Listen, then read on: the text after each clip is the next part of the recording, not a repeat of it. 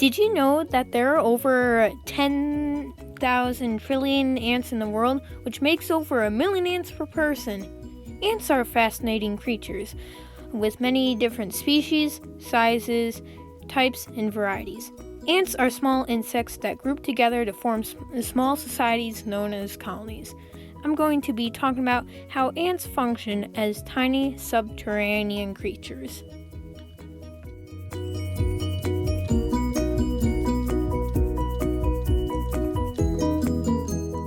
So now I'm going to be talking about ant anatomy. So let's start with the head and work our way down the body.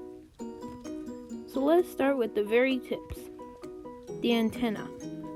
The antenna are actually used for something more than you think. Most people think it's just something bugs have, but actually, ants use their antenna to communicate. Yes, ants use their antenna to communicate. The way how they communicate is they release chemicals called pheromones down into the ground or onto each other to make a chemical word, such as, for example, let us say that an ant finds an apple for food. An ant will leave a trail from the colony to the nest saying, "Here, there's food this way," and then the ants will follow it. And the antenna are probably the most important part of an ant, well, one of the most important parts of an ant, because an ant can basically do nothing without its antenna because it has poor eyesight. I'll get onto eyesight next. An ant with damaged or broken antenna will be very confused and just kind of wander around doing nothing and will eventually die. Next, we have the eyes.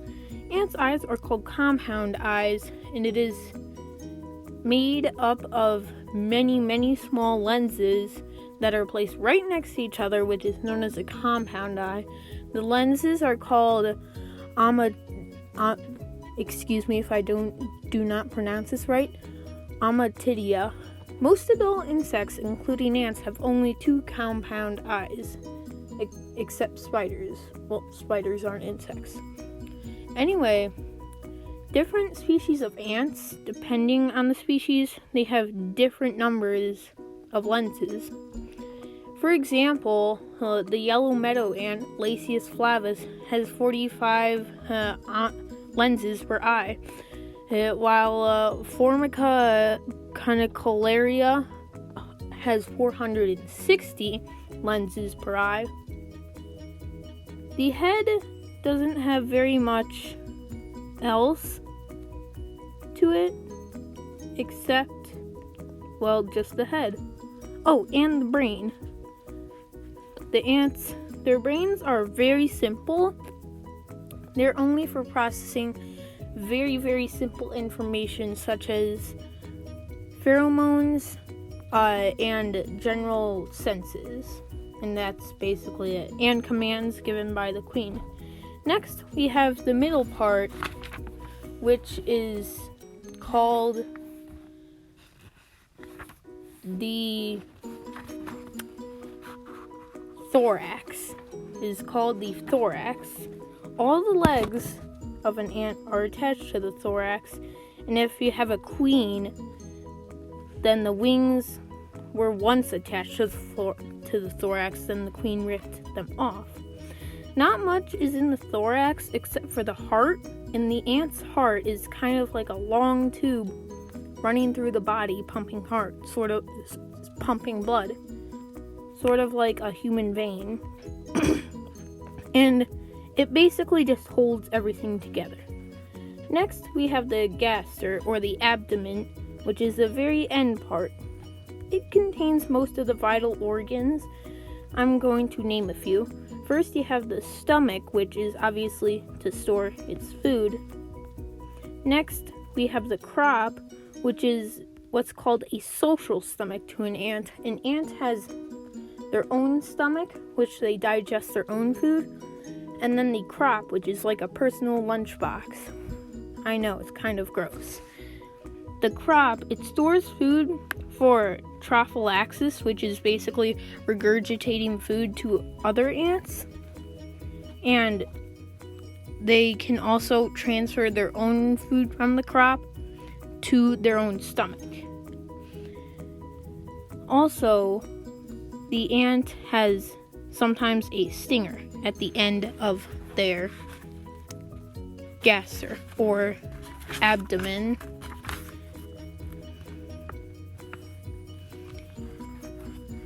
There is also the rectum, which is used to get rid of food waste from the ant. Then we have the Duffer's gland, which is where the ant produces the chemicals known as pheromones, so it can create the different chemical words for the ants. That is basically ant anatomy in a... So you may be wondering, what exactly is ant taxonomy? Well, ant taxonomy is the study of naming ants. So taxonomists are in charge of naming the different species of ants and finding out the differences between them. They don't exactly say how ants work, but they study the differences between different species of ants. An example of this is a species of pavement ants from Europe called Tetramorium chyspidum. Tetramorium chyspidum is a pavement ant species from Europe, and it is very similar to the North American pavement ant species known as Tetramorium immigrans. Now, they're very similar, and there was actually a controversy on whether or not they were the same or different, so they had a previous name for Tetramorium immigrans called Tetramorium species E. But now that controversy has been settled, they have finally agreed to name it Tetramorium immigrans. So that's an example of ant taxonomy, the differences. They're the same like Tetramorium genera, but they're still technically different species. So that is basically ant taxonomy in a nutshell.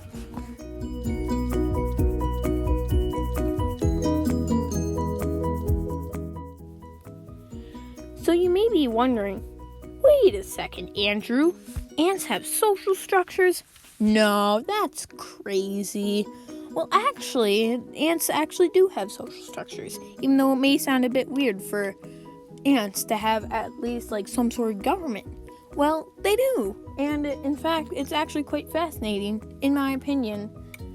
But the social structure for ants, it depends on what type of species, morph of species you have. There's polymorphic and non-polymorphic. Polymorphic species, the ants come in all different shapes and sizes. There are the large, tough workers, there's the tiny workers, and then there's just the average, medium workers.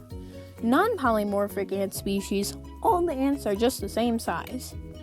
So, the social structure for polymorphic ant colonies is that at the top you have the queen, because the queen, she lays the eggs, she increases the population of the colony. Without the queen, the colony would die out. If the queen died in a couple months' time, the last ant would die from the colony.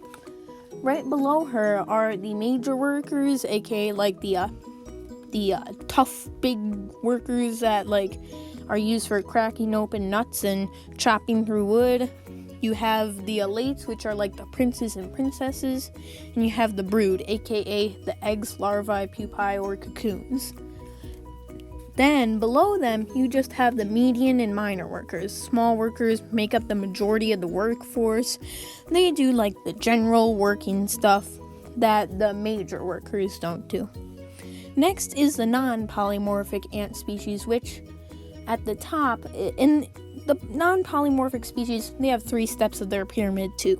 The non-polymorphic ant species, at the top, you obviously have the queen again, because the queen is the most important ant. She's the most important entity in the entire colony. So you have the queen, and then below her you have the alates and brood, so the princesses and princesses, and then the eggs, larvae, pupae, and cocoons. Then below them is all of the workers. All the workers are the same size, equal responsibility, all equal normal. And studies have shown that polymorphic ant species are actually more developed, or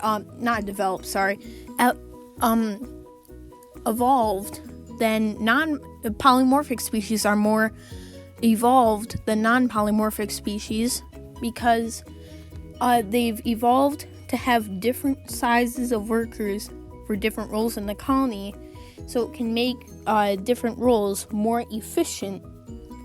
So I hope that clears up the question of that ants having social structures. Aren't ants just fascinating?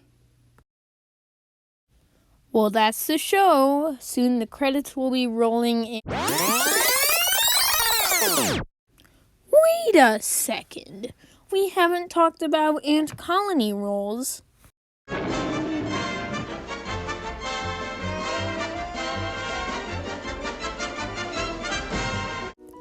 So now we are on the topic of ant colony roles, and it's actually quite simple, and it also goes along with the ant social structure. You start at the top. You have the queen. She lays the eggs. She keeps the reproduction going. You have the elates. Their job is to mate during the nuptial flights in spring and summer to spread out more ant colonies. And then you have the major workers who do the heavy duty kind of things, that kind of work, like breaking through wood and cracking open nuts and shells. And then you have the rest of the workers, which they take care of the brood, they dig, they take care of the queen, they forage for food, etc., etc. That is basically ant colony roles in a nutshell.